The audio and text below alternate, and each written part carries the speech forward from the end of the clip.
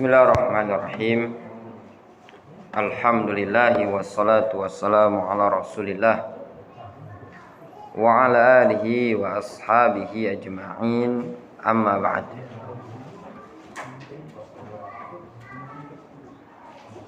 Kita masuk pada halaman ke-48, babud du'a lis-sighari wasyababi bil khair.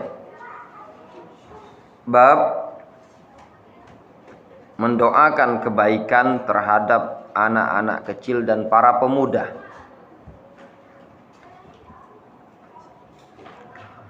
Dalam bab ini terdapat adab bagi kita semua, orang tua dan para pendidik, untuk mendidik anak-anak kita dengan cara mendoakan kebaikan bagi mereka,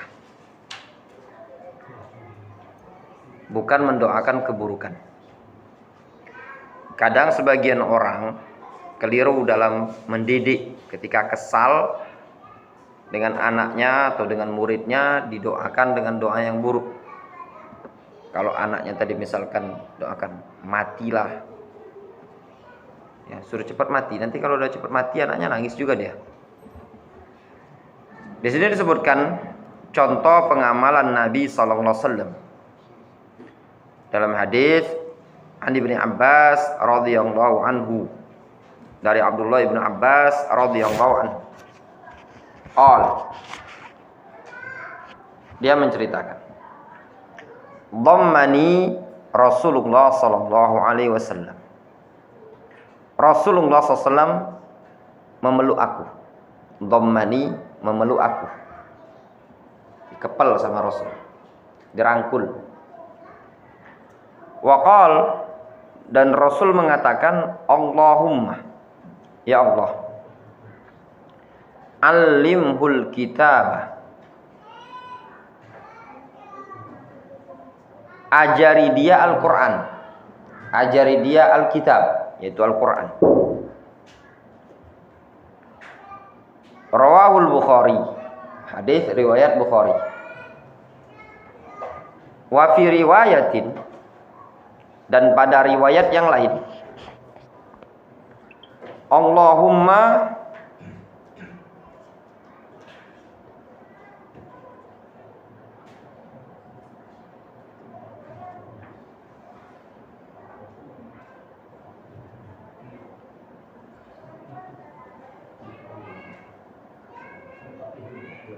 wa fi riwayatin Allahumma faqihu fid din. Ya Allah, faqihu fid din, fahamkan dia dalam urusan agama.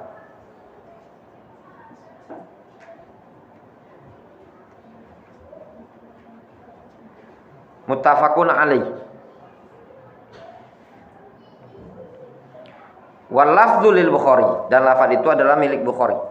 Wa zada Ahmad, dan Imam Ahmad menambahkan, wa 'allimhu at-ta'wil, dan ajarilah dia tafsir. Takwil itu maksudnya tafsir. Jadi Rasul pernah mendoakan Abdullah bin Abbas sambil merangkul Abdullah bin Abbas dengan doa, ya Allah, ajari dia Al-Quran, fahamkan dia urusan agama, dan ajari dia tafsir. Itu doa Rasul kepada Abdullah bin Abbas.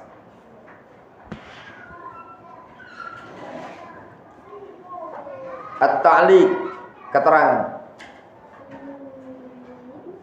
At-ta'wil, ta'wil.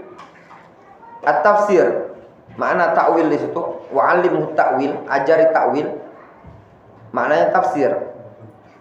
Wa fahmul kitab wa sunnah, dan pemahaman terhadap Al-Quran dan Sunnah. Jadi Rasul dulu pernah mendoakan Abdullah bin Abbas dengan doa agar Allah mengajari Abdullah bin Abbas ilmu tafsir. Wa qad istajaballahu ta'ala du'a Rasulillah sallallahu alaihi wasallam. Wa qad, dan sungguh, istajaballah, sungguh Allah telah menjawab, mengabulkan doa Rasulullah SAW, doa Rasulullah SAW. Wasara Ibnu Abbas imamu asrihi, sehingga Abdullah bin Abbas menjadi imam pada masa tersebut.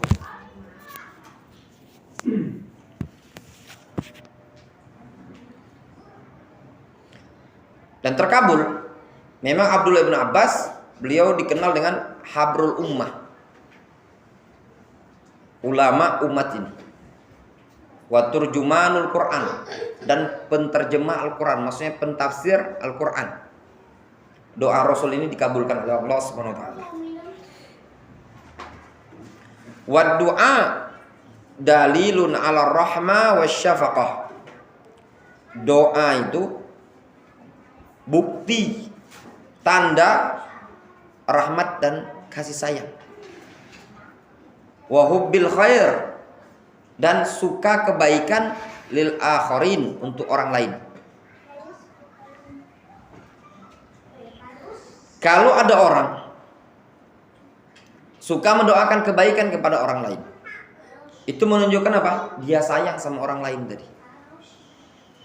Orang tua kalau banyak mendoakan kebaikan untuk anaknya, itu petanda bahwasanya orang tua tadi sayang sama anaknya.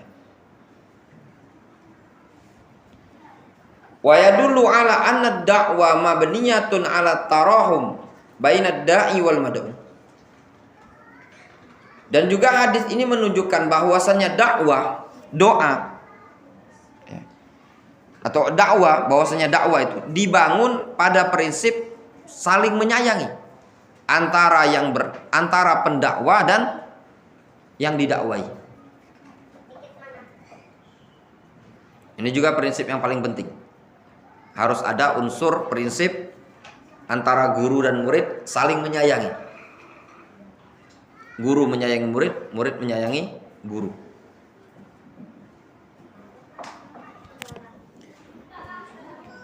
Fallahumma aslihna wa aslih abna'ana wa syababana wa jami'al muslimin.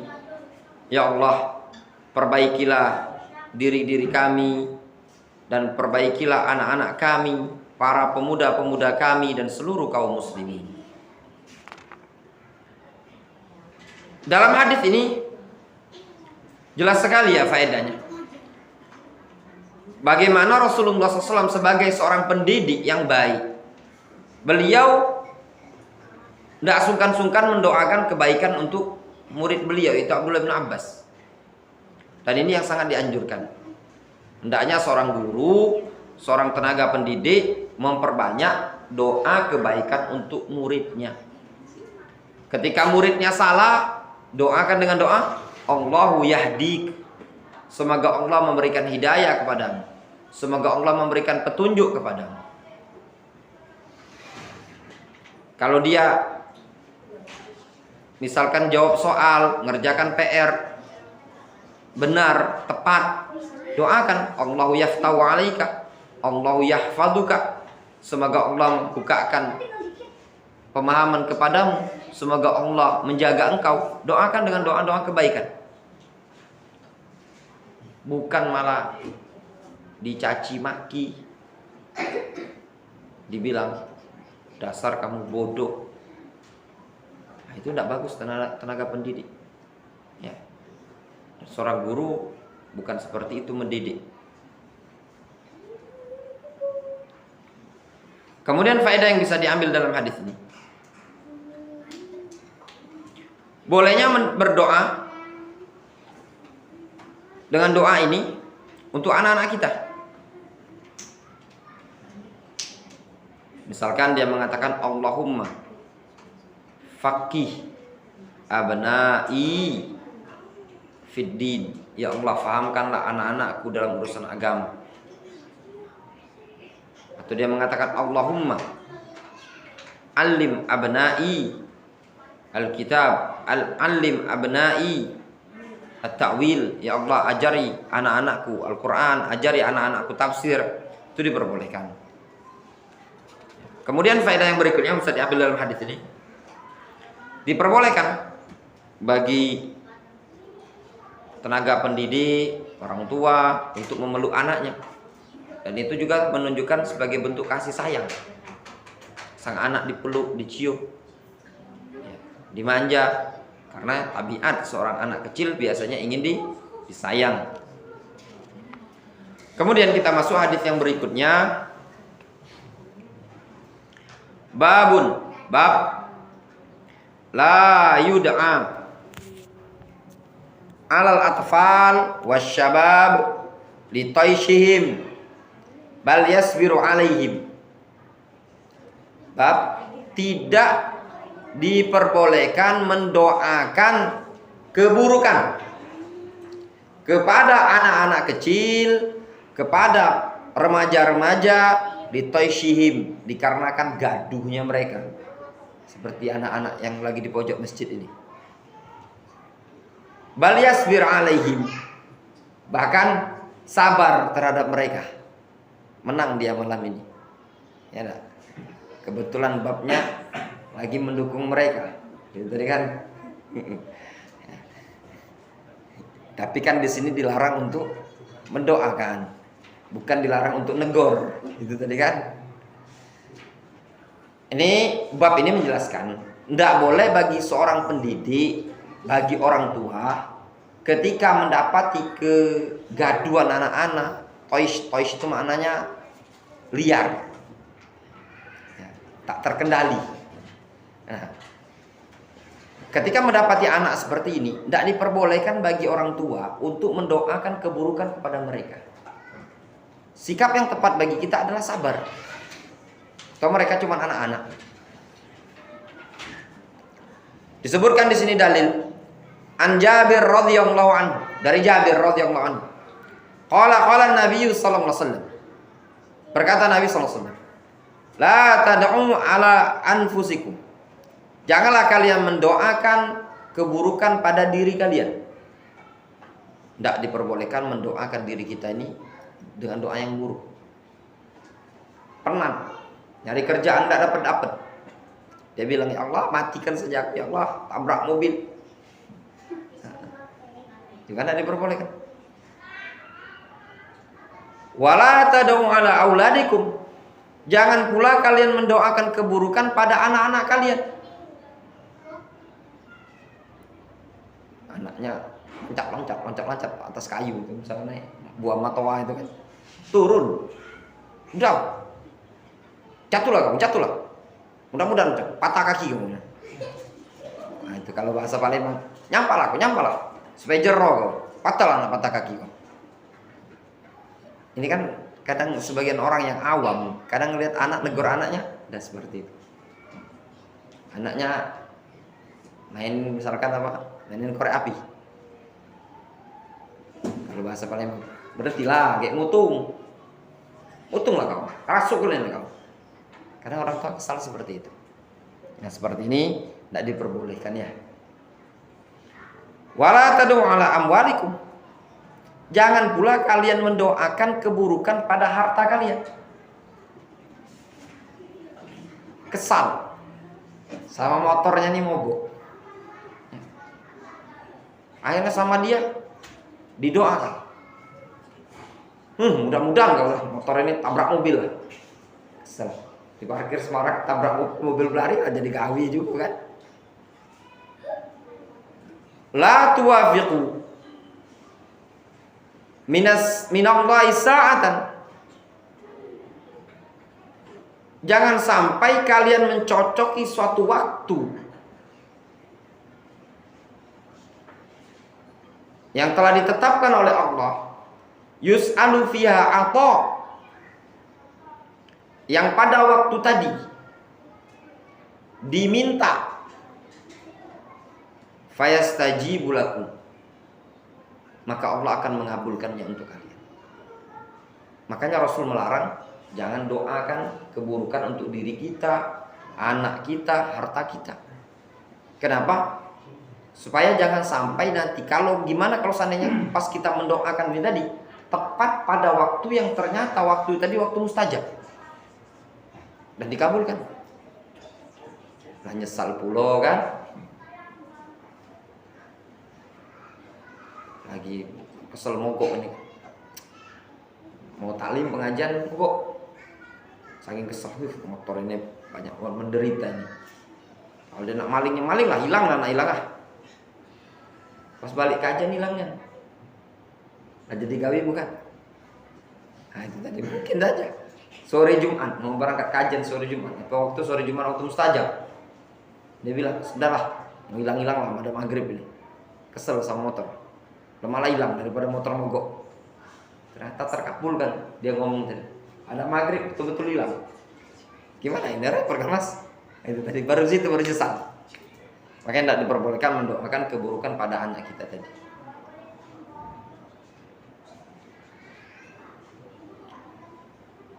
Keterangan at-ta'liq tubi'a ghalibul atfal wa ba'du syabab at-taish wa mukhalafatus shawab, atau tab'u ghalibil atfal wa ba'du syabab at-taish wa mukhalafatus shawab. Tabiat kebanyakan anak-anak, ya dah, tabiat kebanyakan anak-anak, wa ba'du syabab, dan sebagian remaja. Jadi memang kebanyakan anak-anak dan sebagian remaja. Tabiatnya at-taish, liar, wa mukhalafatus shawab, banyak nyelisih kebenaran. Lihat bahasa penulis ini, kebanyakan anak-anak, mayoritas anak-anak. Memang mayoritas anak-anak seperti itu. Kalau remaja, enggak semuanya. Ada yang baik-baik, yang gampang diatur. Apa sebabnya? Bisa babi dha'fi fahmihim, dengan sebab lemahnya pemahaman mereka. Karena mereka kurang daya tangkap. Anak-anak tadi ditegur, masih dia. Karena pemahaman mereka tuh belum terbuka. Kalau ini masjid, orang lagi pengajian, ya enggak? Dia enggak ada punya rasa malu, enggak punya ada rasa mikir dengan kondisi. Masih daya tangkapnya tadi masih lemah. Aw'inadihim, atau sebabnya dikarenakan pembangkangan mereka, memang membandel. Jadi anak liar itu terkadang karena memang kurang peka. Yang kedua bisa jadi memang bandel. Wa hadza ghalatun minhum, ini kesalahan pada anak-anak. Memang kesalahan. Main dia kan, ngobrol. Nah, ini kesalahan. Tapi itu memang udah tabiat. Main di luar, ya. Nggak boleh gitu. Kalau ada pengajian nggak diperoleh, ya.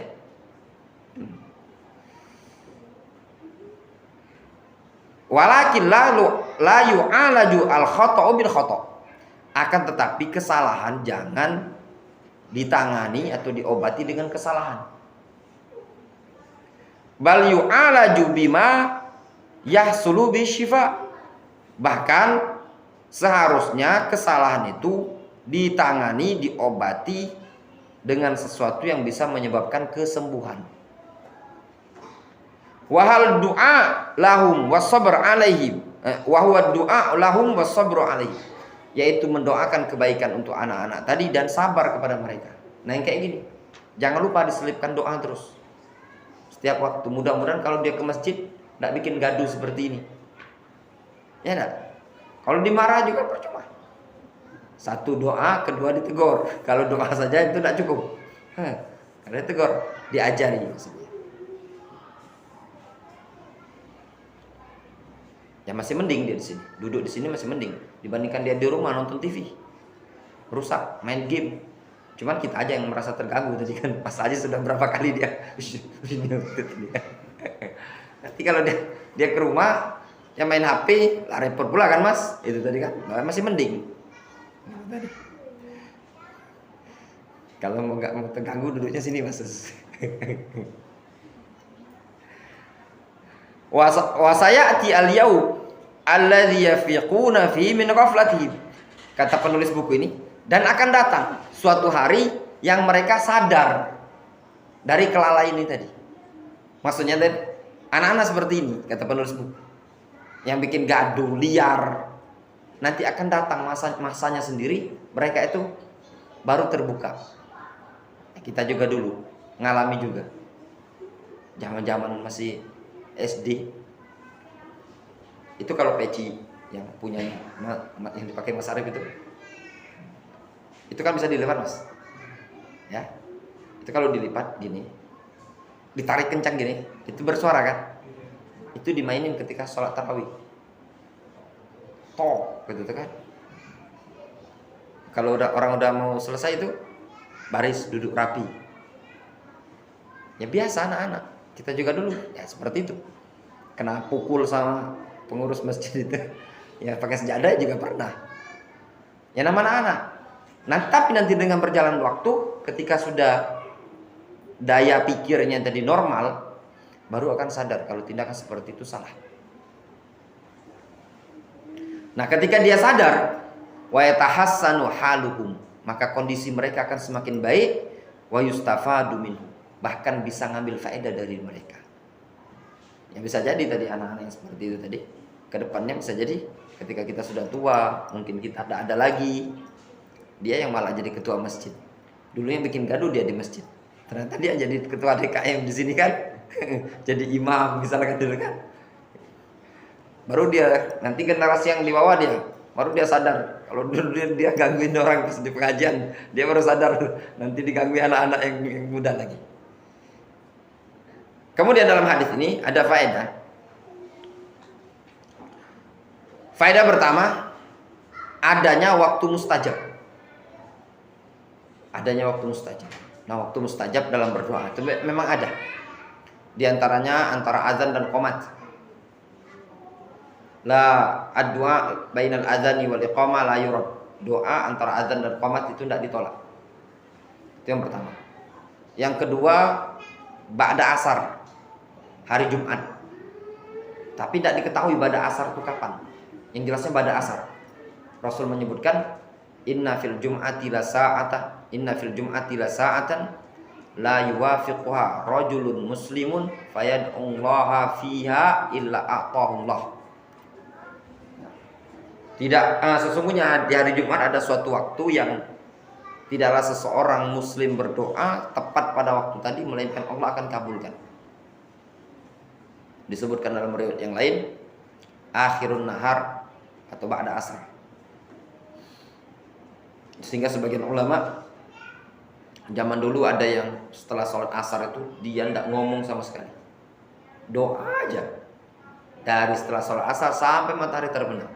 Itu lumayan. Asar kita itu jam 3:30 selesai, anggaplah selesai jam 4. Jadi dari jam 4 tadi sampai maghrib dia tidak ada aktivitas ngomong, kerjanya cuma doa aja. Panjang kali Mas doanya Mas, apa aja yang mau diminta gitu. Jadi doa sih itu waktu mustajab. Kemudian waktu mustajab diantaranya musafir perjalanan jauh, banyak doa. Lagi mandu itu musafir, jauh mandu itu. Kalau hitungan 100 kilo ada ya, jauh itu musafir. Doa lagi di kapal, ya terserah doakan kesehatan untuk anak, kesehatan untuk kita, doa keselamatan, doa apapun dengan bahasa yang kita bisa. Kemudian di antara doa yang waktunya yang mustajab, ketika sepertiga malam terakhir, orang-orang banyak tidur, sebelum subuh itu kita berdoa kepada Allah Subhanahu wa taala. Itu waktu yang mustajab juga. Kemudian faedah yang berikutnya yang bisa diambil dalam hadis ini, larangan dari Nabi SAW untuk mendoakan keburukan terhadap diri kita, anak kita, dan harta kita. Di sini disebutkan harta dan anak dikarenakan kehidupan seseorang di dunia ini. Dua perkara itu adalah kenikmatan dunia. Yang pertama punya anak, yang kedua punya harta. Itu bagian kenikmatan dunia. Makanya disebutkan dalam Al-Quran, al-malu wal banun zinatul hayatid dunia. Ya benar. Surah Al-Kahfi kalau saya. Al-malu wal banun zinatul hayatid dunia. Al-mal harta, wal banun anak. Zinatul hayatid dunia. Perhiasan kehidupan dunia. Dua itu. Ada harta, tidak ada anak, belum sempurna hidup. Ada anak, tidak punya harta juga, pening juga kepala. Ya, ya harta itu yang namanya harta yang tidak mesti banyak. Punya tempat nginap, punya untuk makan, itu sudah dibilang harta. Kata Rasulullah SAW, man kana aminan fi sirbihi mu'afa fi jasadihi wa indahu qutu yaumihi faka'annama hizat lahu dunya bihadza firiha. Siapa yang aman di tempat dia tinggal, nyaman, aman. Kemudian man kana aminan fi sirbihi mu'afa fi jasadihi, sehat badannya, tidak ada penyakit. Kemudian wa indahu qutu yaumihi, punya makanan yang mau dimakan pada hari itu. Itu orang sudah gambaran kata Rasul seakan-akan dunia ini ada di sisi dia dari berbagai sisi. Ya benar. Kalau tidak ada beban pikiran, nyaman, walaupun di tempat yang kecil, itu bagian dari dunia yang luar biasa. Karena sebagian orang ada yang dia punya anak banyak, tapi tidak dititipi oleh Allah SWT harta. Tinggal di jalanan, tidak punya rumah, sama anaknya kadang tidur samping ruku, di bawah-bawah kios. Yang seperti ini kan punya anak tapi tidak punya tempat tinggal juga, hidup tidak jelas. Kemudian faedah yang berikutnya yang bisa diambil dalam hadis ini,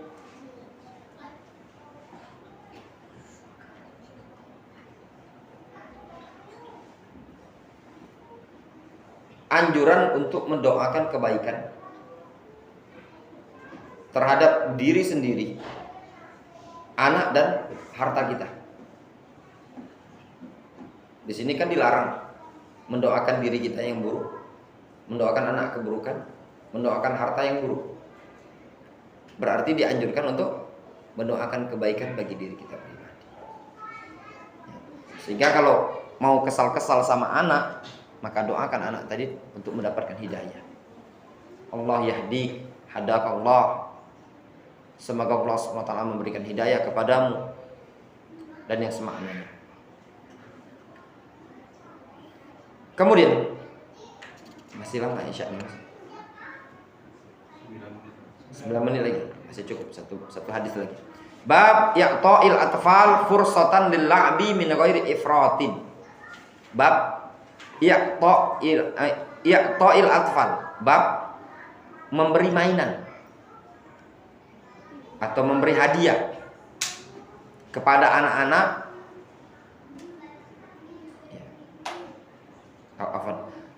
Ya'ta'il atfal fursatan lil la'bi, memberikan kesempatan bagi anak-anak untuk bermain min ghairi ifrat, dengan tanpa berlebihan. Itu bimbingan, diperbolehkan ya. Jangan anak, nah pokoknya kamu belajar aja. Pada subuh, bangun subuh pagi belajar, sebelum berangkat sekolah udah belajar dulu dia. Sekolah udah belajar. Pulang sekolah belajar terus. Ya kapan dia main? Sebenarnya ya maaf ya, kadang termasuk juga yang kurikulum sekarang ini menurut saya tidak bagus. Kurikulum K13 itu banyak tugas mas. Itu berapa tugas sehari? Tiap hari ada terus kan? Ada terus mas. Jadi sekarang ini sekolah, kurikulum kita yang pemerintah ini K13,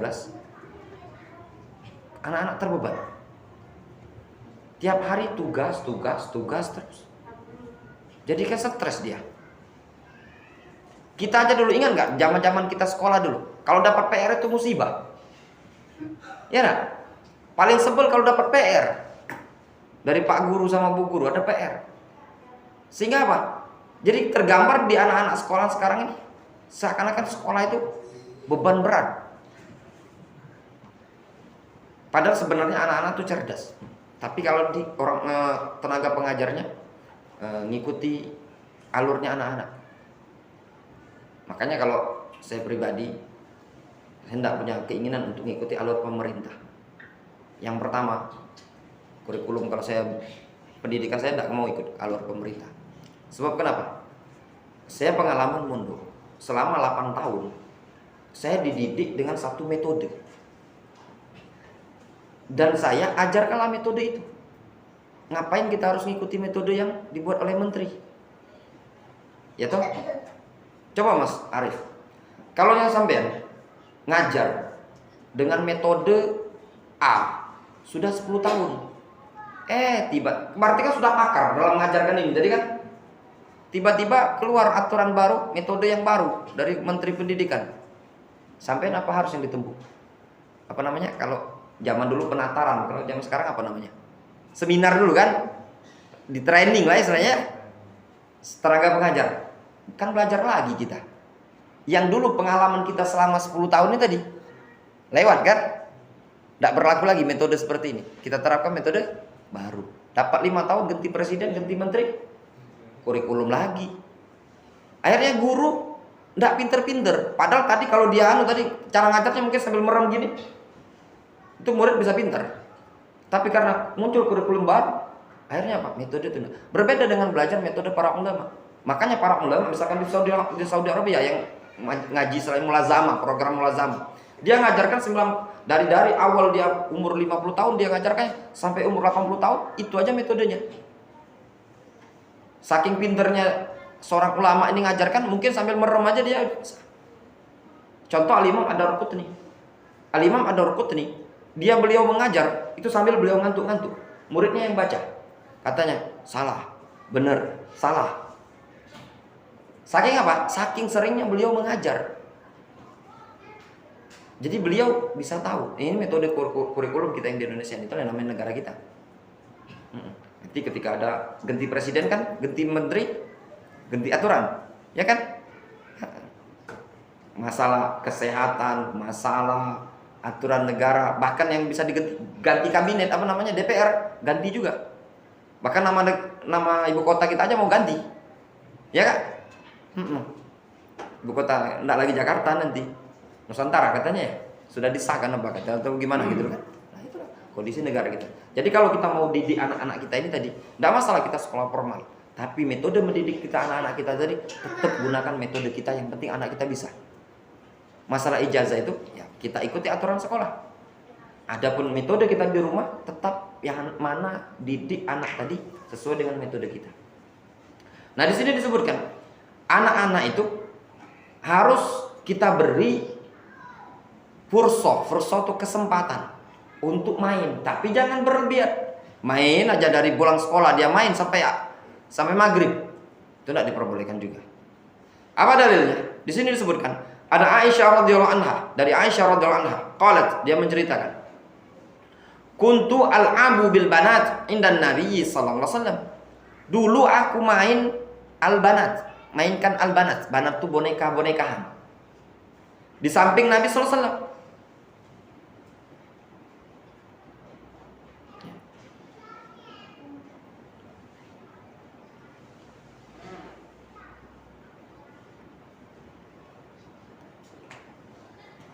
Wa kana li sawahib yal'abna ma'i.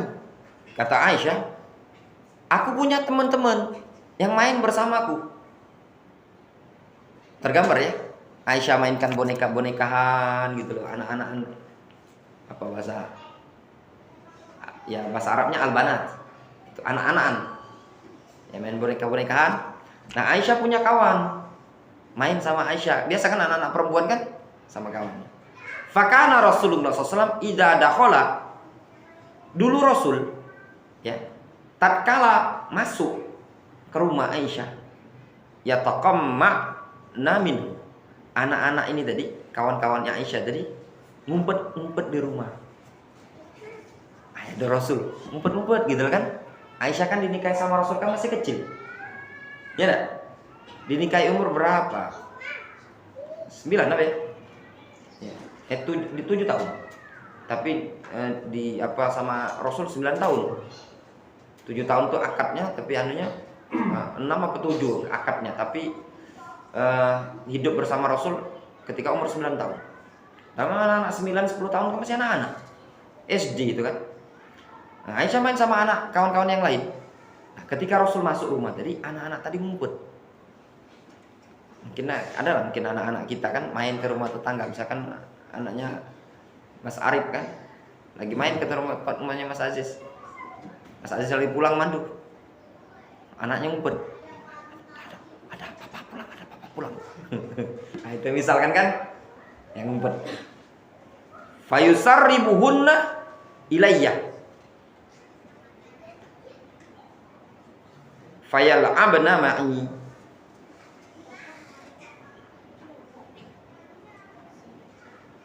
Akhirnya Rasul mengeluarkan yang ngumpet-ngumpet ini, kawan-kawan Aisyah yang ngumpet tadi. Yusarribuhunna, yusarribu itu artinya dikeluarkan sama Rasul. Sini. Dikeluarkannya kepadaku, fayal'abna ma'i.